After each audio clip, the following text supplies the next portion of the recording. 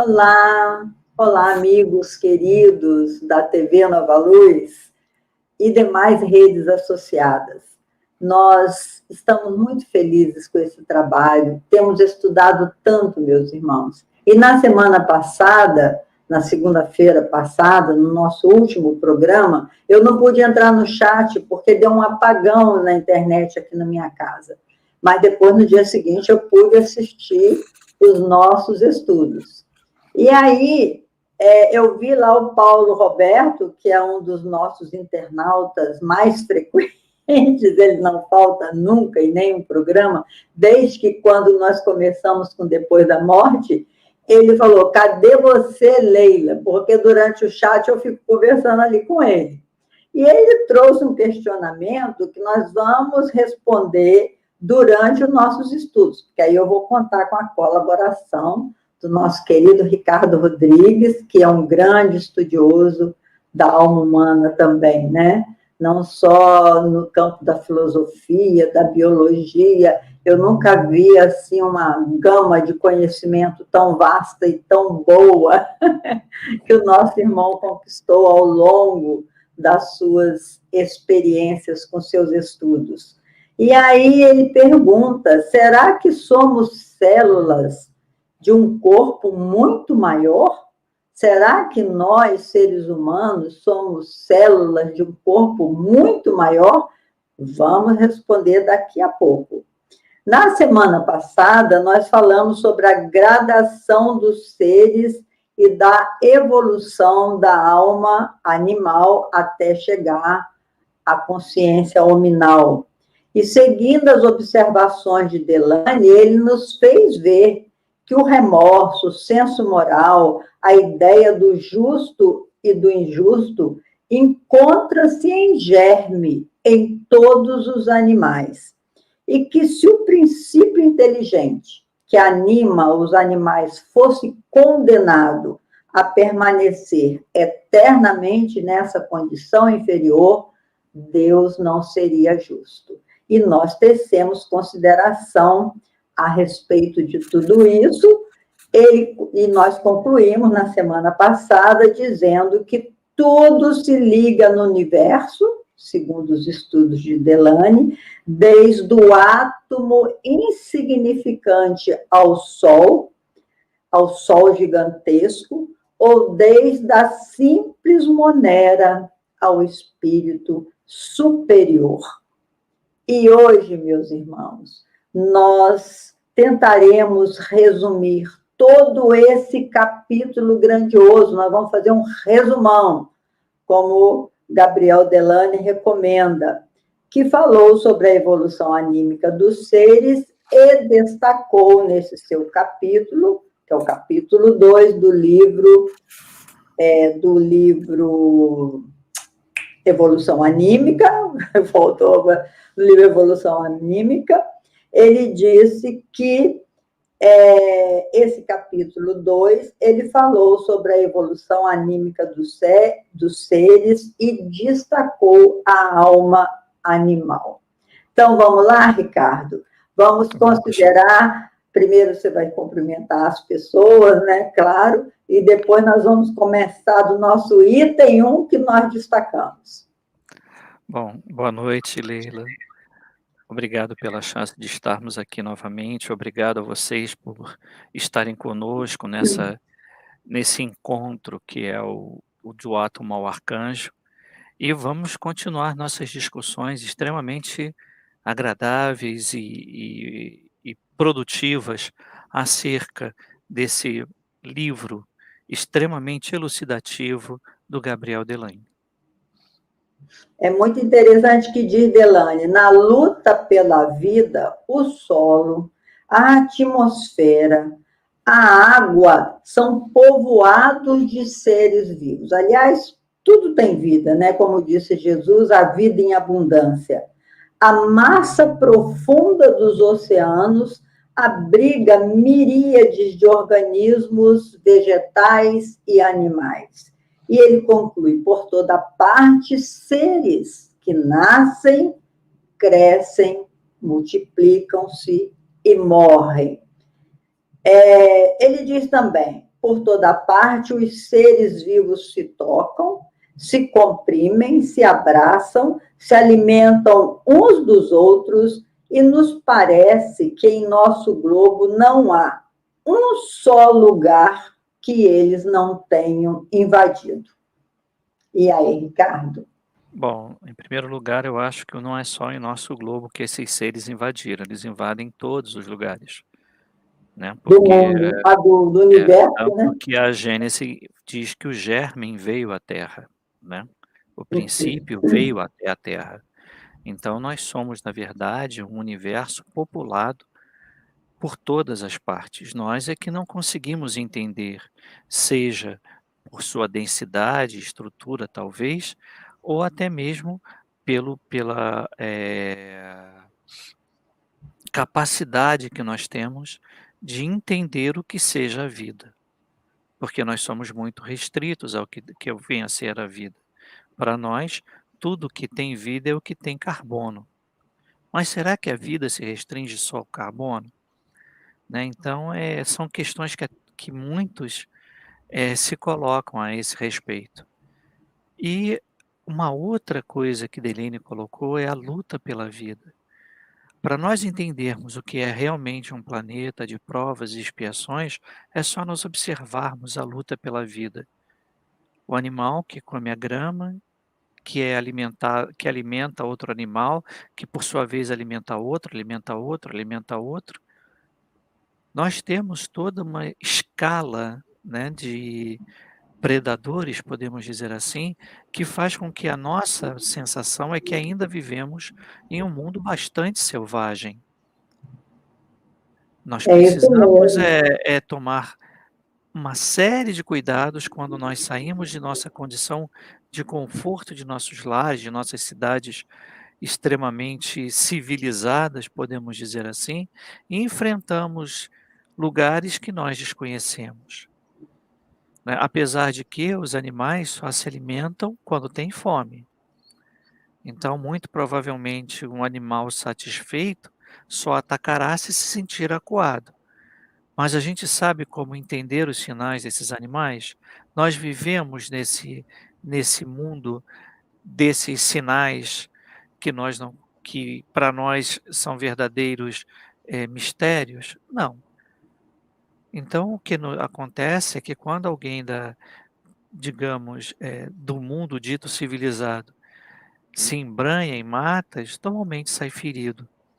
Se não tiver uma pessoa que o guie, que o oriente, que lhe mostre o que fazer e o que não fazer, ele corre muito Uhum. seriamente o risco de sair ferido, o que demonstra que o nosso planeta ainda tem muito a evoluir para chegarmos ao ponto de dizermos que não estamos mais em um mundo de provas e expiações. É verdade. Delane diz aqui que conta-se por períodos milenares a luta dos seres vivos, disputando-se o solo, a água, o ar do nosso mundículo. Então, assim, é o que você falou, a gente tem uma convivência, né, num mundo que nos abriga, a Terra nos abriga, a nossa Mãe Terra, e a gente muitas vezes não sabe como lidar com todas essas vidas que nos cercam, né? Daí a gente, muitas vezes, nós temos agredido a Terra pelo nosso comportamento equivocado, ou seja, pela nossa ignorância, a gente não sabe como preservar direito o solo, como atender esse círculo, né? Que Denis também fala, o círculo da vida, né? Como é que chama? O circular da vida, que ele fala, por exemplo, a água sobe, vira nuvem, e a nuvem volta em chuva e molha a terra. Seriam os ciclos? Os ciclos da vida a gente não compreende na totalidade, e aí a gente, por ignorância, utiliza mal os recursos da terra, nós invadimos, às vezes, locais por exemplo, esse vírus que nós estamos vivenciando, que diz que veio dos animais, tivemos o vírus da galinha, tivemos o vírus do porco, né? Tivemos tantos vírus que são proteínas, como diz o próprio Delany, são proteínas, esses vírus, André Luiz também fala isso, que é um início de vida, mas que precisa do fluido vital para sobreviver, e eles vão encontrar fluido vital, eles são vorazes, ainda estão no início do ciclo da evolução, né? Então, eles vão encontrar abrigo no organismo humano no momento que o humano invade o seu espaço onde ele está ali evoluindo através dos animais, mas a gente vai lá e come os animais, e traz o vírus para a nossa vida, não é isso, Ricardo? Sim, sim. O vírus usa um princípio bastante interessante que a gente encontra até na Torá, que é o crescer e multiplicai. O vírus tem a necessidade de, quando chega um determinado momento que já sabe que é seu fim de ciclo de existência, ele se multiplica. E ele se multiplica cada vez mais porque ele tem essa necessidade da multiplicação, de sobrevivência. A sua Agora eu necessidade é lembrei da sobreviver. palavra, é o círculo, como é que é? Fugiu de novo, o círculo da vida, né? O que Leon Denis fala, a lei circular da vida. Agora que veio certinho, é a lei circular da vida. Porque tudo está circulando, nada se perde, tudo se transforma, né? Exatamente. Há a necessidade inequívoca dessas entidades sobreviverem. O seu pensamento é sobreviver. Mas, se você observar bem, o motivo também de eu colocar que nós precisamos muito para chegar em um plano de regeneração, eu não sou vegetariano, mas eu procuro ser racional. Você imagina que você produz toneladas e toneladas e toneladas de soja para alimentar, digamos, eu vou escolher uma espécie animal, o porco ou a vaca, mas vamos observar pelo porco, que dizem que foi dele que nós nos alimentamos e pegamos o Covid. Alguns dizem, não há nenhuma prova ainda específica, mas se ele veio do animal, muito provavelmente sim. Então vamos imaginar que esse porco vive em um lugar que pode estar um pouco insalubre e é devorado e é mordido por um morcego, que é um ser muito contaminante, tanto quanto as aves, as aves de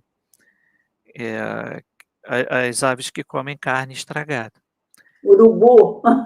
Os urubus, Os né. urubus.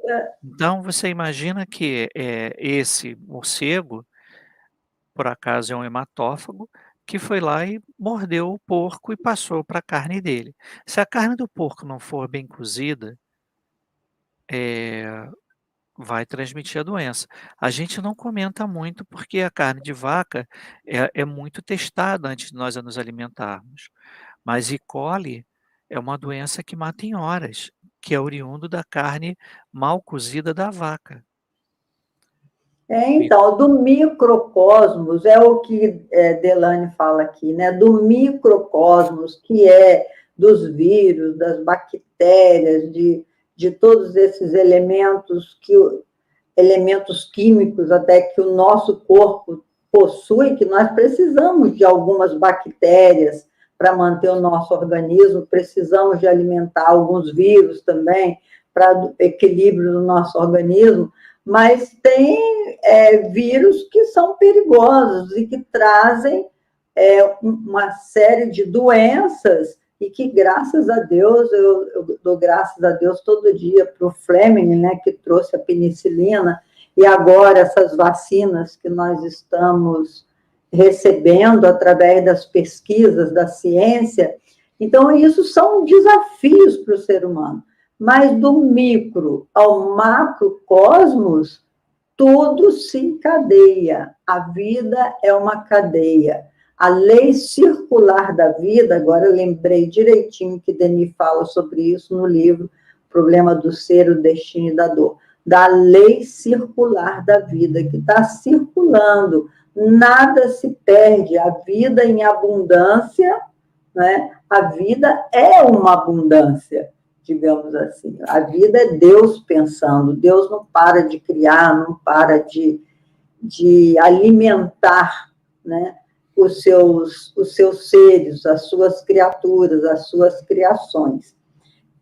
Conta-se por períodos milenares a luta dos seres vivos, disputando-se o solo, a água, já falei sobre isso. Delany fala da quantidade absurda de ovos que algumas espécies animais são capazes de produzir. Ele fala, por exemplo, o bacalhau produz 4.872.000 ovos, a truta, 6.000 ovos.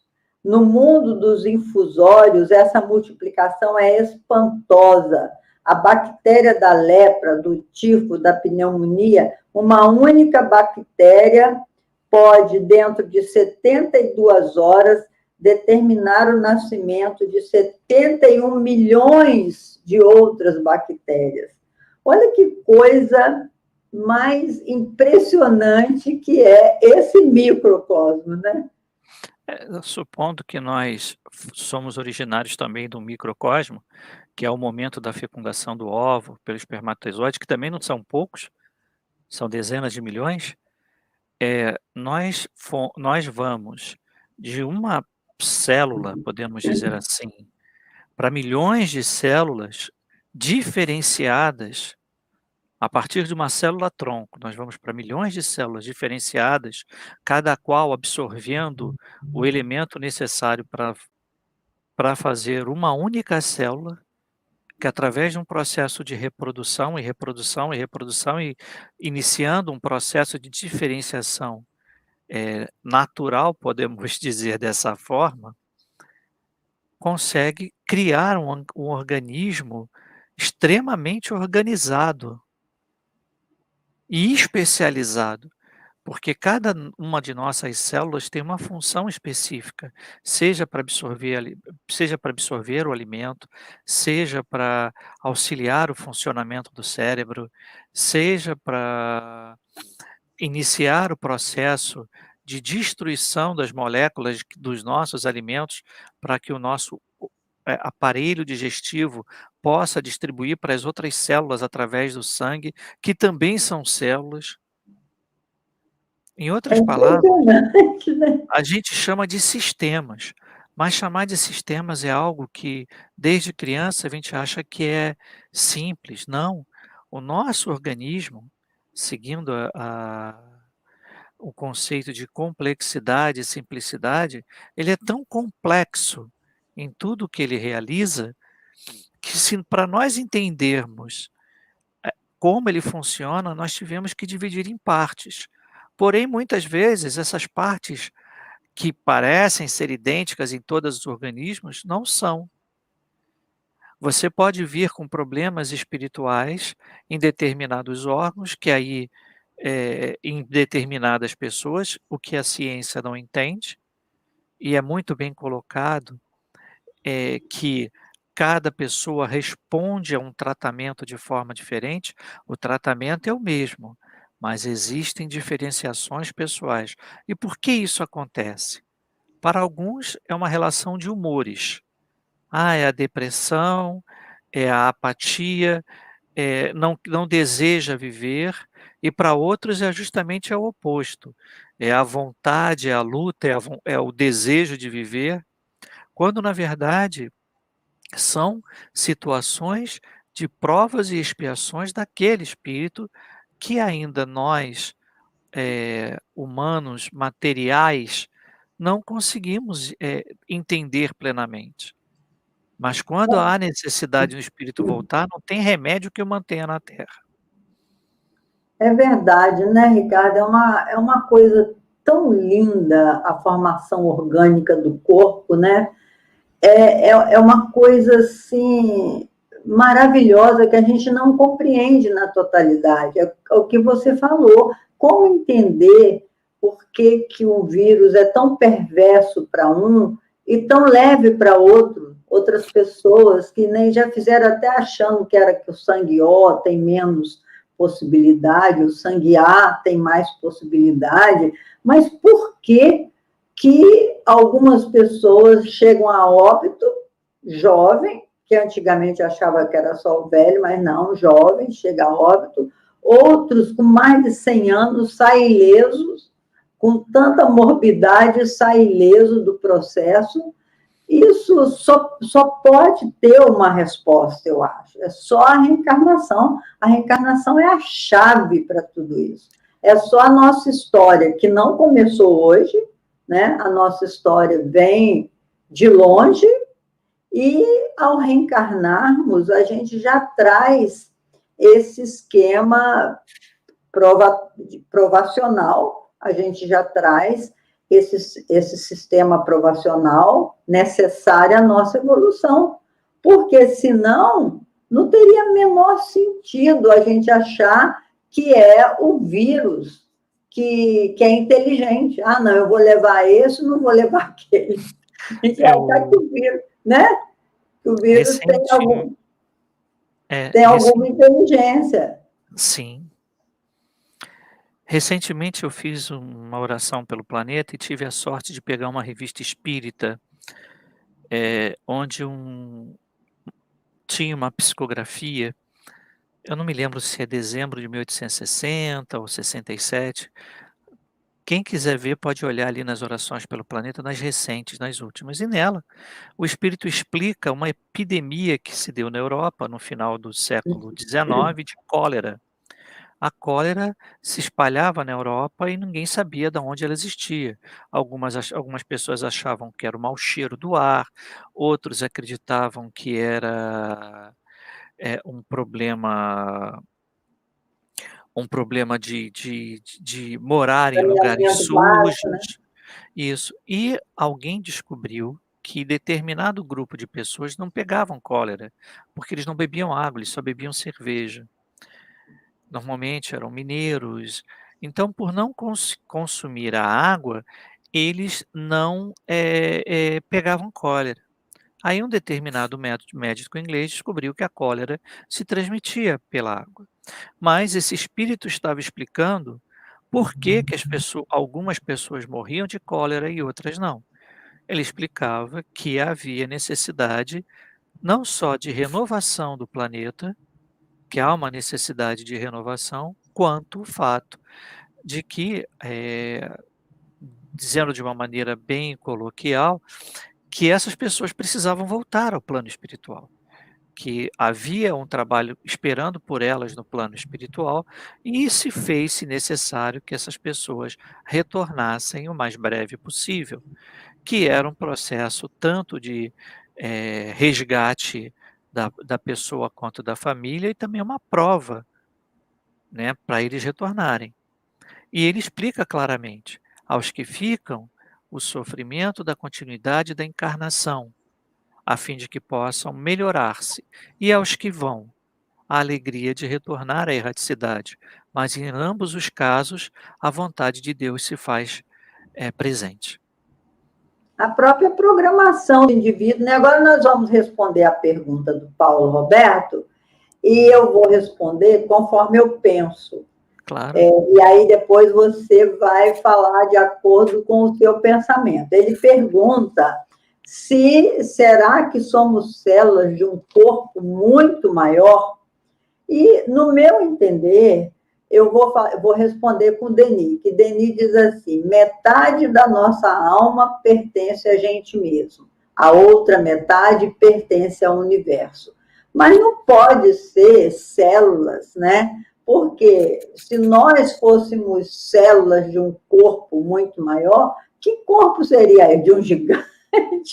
Porque do universo a gente não pode ser célula, porque as células, o universo tão infinitamente superior, a gente não chega a ser nem um grão de areia nesse universo, nem uma microcélula nós seríamos diante de um universo tão poderoso.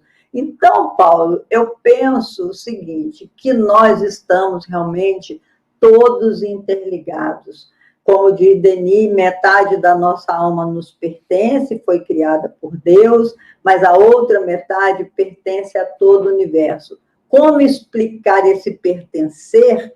Eu só posso entender como o processo evolutivo, à medida que nós vamos evoluindo, caminhando para a perfeição, como nos convidou Jesus a fazê-lo, né? E à medida que nós vamos evoluindo, nós vamos entendendo melhor qual é a parte que nos cabe nesse grande latifúndio, porque o que nós sabemos é que nós somos filhos de Deus, herdeiros de todo o universo. É uma frase que Joana de Ângeles fala, e inclusive escreveu um livro chamado Os Filhos de Deus, Herdeiros do Universo, e que eu gosto de repetir assim, porque eu acho que nós fazemos parte desse grande universo, fazemos parte como filhos de Deus, e que vamos evoluindo até chegarmos um dia a sermos espíritos puros para compreendermos toda essa complexidade. Agora eu vou passar para o Ricardo responder para você sobre essa célula de um corpo maior. O que eu acredito que o Paulo estava pensando. Paulo Roberto estava pensando no sentido das influências que nós possamos exercer em outros seres, né? Essas influências são oriundas de nossa vontade, de nosso espírito. Ou, por outro lado, ele estava tentando. Existe uma teoria chamada crítica da razão pura, em que para você entender um objeto, você tem que entender o objeto e o seu superlativo. Ou seja, se eu tenho que entender o homem, eu saio em busca do entendimento de Deus. Eu procuro sempre demonstrar que existe o superlativo daquela coisa. Assim como eu tento criar uma causa oriunda de um efeito, que por sua vez é efeito que oriunda de uma causa, e por aí eu sigo até a causa primária, que no caso é a mesma do superlativo Deus. É isso que Kant coloca no seu livro Filosofia, Doutrina Filosófica da Religião. É claro que nesse entendimento, nós sempre vamos imaginar que vai existir um superlativo de tudo, que é da nossa natureza pensar nesse superlativo. Em outras palavras, se eu sou um conjunto de milhões de células, por que essas células não fazem parte de um conjunto? Eu não sou uma célula que pertence a um grupo maior de células, que por sua vez pertence a um grupo maior de células, que tudo isso, no seu superlativo, seria Deus. A resposta é que nunca seria, porque esse corpo é temporário, assim como todos os corpos que vieram antes dele. Então, se eu deixo de existir, eu desagrego essa estrutura, assim como minhas células, quando deixam de existir e são substituídas por outras, especialistas como ela, também quebraria esse laço superlativo de integridade desse todo esse corpo. Isso não se estabeleceria, já que nós estamos falando de materialidade. Porém, se nós estivermos falando de pensamento, a união de pensamentos, sim, ele se torna um grande corpo espiritual temporário de ligação de indivíduos. Mas esses indivíduos não fazem parte do todo. Eles são indivíduos, são únicos. A ideia de retornarmos ao todo é falha, porque nós seríamos parte desse corpo infinito e retornaríamos esse corpo infinito, quando na verdade esse corpo infinito é completo, podemos dizer assim. Deus é completo em tudo. E nós somos indivíduos, seus seres, criados a fim simples e ignorantes, a fim de que possamos galgar o entendimento em busca desse amor divino, que nós já temos, mas só que não sabemos e não entendemos. Ainda não compreendemos, né? É muito lindo essa visão holística do mundo, mas a gente ainda não consegue abarcar toda a verdade, né? Como diz a Sagioli, ele fala: a verdade é uma síntese, a verdade é Deus. Nós não conseguimos ainda abarcar toda toda a grandeza do nosso Pai Celestial. Hoje a gente sabe que o universo é inteligente, né? O tal design inteligente que os cientistas falam, que tudo tem uma causa, como você acabou de dizer, né, o Ricardo, tudo tem uma causa, toda causa, tudo que existe, todo efeito tem uma causa, e a gente acaba chegando nessa causa primeira de todas as coisas, inteligência suprema do universo, mas isso é o que nós podemos entender. Então, quando a gente fala de célula, a gente fala dessa parte do nosso corpo orgânico que é gerenciado pela nossa alma. Tudo isso, toda essa reposição, como diz Ricardo, é comandado pela alma imortal com o seu corpo espiritual, que esse corpo espiritual, esse agente intermediário, permite essa renovação celular, né, através do fluido vital. Então, isso daí é uma complexidade tão grande que o Ricardo colocou assim muito bem, que nós fazemos parte desse todo, mas a visão panteísta do mundo, que a gente volta para esse grande todo perdendo a individualidade, isso não é possível, que cada um de nós é um universo, cada um de nós é uma individualidade, um filho de Deus, é um universo, naquela trindade universal, Deus, Espírito e Matéria. Cada um de nós é uma individualidade, é um inteiro, não é metade.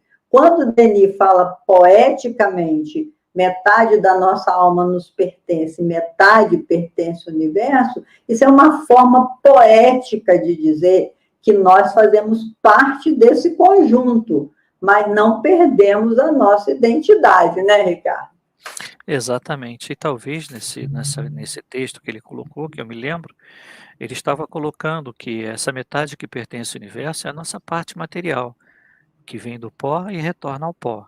Ou seja, as partes constitutivas desse corpo serão devolvidas ao planeta que eu peguei emprestado. E a parte que nos pertence seria o nosso espírito, que continua imortal, a nossa consciência viva. A nossa individualidade, ela permanece conosco, mas esse corpo, essa alma, podemos chamar assim, ela é devolvida. E assim como nós formos para outro orbe, vivenciar outra experiência, obviamente esse orbe vai nos dar novamente a possibilidade de nos vestirmos num corpo físico, a fim de que possamos experimentar as experiências daquele orbe, seja ele mais primitivo ou mais evoluído. Mas nós vamos experimentar ainda em outros locais. Muitos têm a ideia de que nós estamos na Terra, nós vamos viver na Terra. Me tornei espírita, não vou reencarnar como em outra doutrina ou religião. Quando, na verdade, a verdade não é essa. Nós estamos aqui para experimentar e aprender. O aprendizado, ele vem da multiplicidade, da multilateralidade. Então, nós temos que experimentar outras religiões, outras existências, outros sexos, outras raças, a fim de que possamos entender tudo o que se passa no orbe terrestre. E quando não estivermos mais na Terra, vamos experimentar outras estruturas físicas que não serão as nossas. Pode Então, ser está até uma muito bem menina, mas explicado. Muito bem explicado, muito bem explicado. Essa outra parte que pertence ao universo realmente pertence, porque nós vamos, o nosso corpo espiritual vai absorver os elementos físicos de outras galáxias, de outros mundos. Espero que nós tenhamos respondido, viu, Paulo? Qualquer coisa, nesse próximo chat eu estarei lá e a gente vai conversar. Agora, para finalizar os nossos estudos, eu coloquei uma poesia da Cecília Meirelles, que eu adoro a Cecília Meirelles, e ela disse assim: encostei-me a ti, sabendo que eras somente onda, sabendo bem que eras nuvem, depus a minha vida em ti. Como sabia bem tudo isso e dei-me ao teu destino frágil, fiquei sem poder chorar quando caí. Eu gosto tanto da Cecília Meirelles, eu adoro poesia, que a poesia, num trechinho, ela fala tanta coisa, né? Encostei-me a ti sabendo que eras uma onda, né? Mesmo sabendo que eras somente onda. Imagina você encostar numa onda. A onda é a coisa mais transitória que se pode imaginar. Não tem uma onda igual a outra, né? Como diz Lulu Santos, como uma onda do mar, né? Nada do que foi será de novo do jeito que já foi um dia. Tudo passa, tudo sempre passará. E ela fala, sabendo bem que eras nuvem, depus a minha vida em ti. Como sabia bem tudo isso e dei-me ao teu destino frágil. Fiquei sem poder chorar quando caí. Mostrando que muitas vezes a gente faz escolha tão equivocada, né? A gente escolhe a sutileza da vida, a gente escolhe tudo isso que é transitório e depois, quando a gente cai e percebe que fizemos escolhas equivocadas, a gente fala, poxa, não adianta nem eu chorar, porque a escolha foi minha. O que você acha, Ricardo? É uma oportunidade rara de usarmos a fé raciocinada e aplicarmos, sabendo que se tomamos escolhas equivocadas, a gente pode entender que a próxima escolha talvez não seja tão equivocada. A gente não pode deixar que uma onda venha após outra, após outra, e comecemos a tropeçar no meio dessas ondas. Ou, de nuvem em nuvem, enxergar uma tempestade. E aí sempre vamos nos sentir frágeis. Eu vejo também como se nós cometemos erros o tempo todo, mas o importante não é remoer esses erros, não chorar sobre esses erros, mas procurar, à medida do nosso entendimento e capacidade, solucionar novos problemas, novas ondas, a fim de que não caiamos novamente nos mesmos erros. Eu já vi muita gente falar sobre escolhas equivocadas que realizaram. Mas o que você faz no momento que você percebeu que foi equivocada? Você quer mudar, né? Aquela frase do budismo: "Por que cairmos? Para nos erguermos". O importante Levanta, sacode a poeira, dá a volta por cima, né? é a É isso volta aí. por cima, exatamente. Então o importante nesses casos é utilizarmos a fé raciocinada, ou seja, por que isso aconteceu? O que eu posso fazer para isso que não aconteça de novo? E como eu devo proceder para que isso não aconteça de novo? Isso é racionalizar, isso é o que é a fé raciocinada. Existe Deus, mas como eu posso racionalizar Deus? Foi o que nós já dissemos no programa passado. Só a razão pode responder à razão. É verdade. Então, nós estamos no momento finais, meus irmãos. Me fez lembrar também um trechinho da poesia de Flor Bela Espanca, que Flor Bela Espanca, ela foi uma suicida, mas deixou poemas lindos, inclusive uma que o Fagner musicalizou, que ela fala assim, na vida, tudo é frágil, tudo passa, mas quando penso nisso, toda graça de uma boca divina cala em mim, e olhos postos em ti, digo de rastros, podem voar mundos, morrer astros, que tu és como um Deus, princípio e fim. É muito lindo esse trecho, né? Que ela fala que tu és como um Deus, todos nós somos deuses.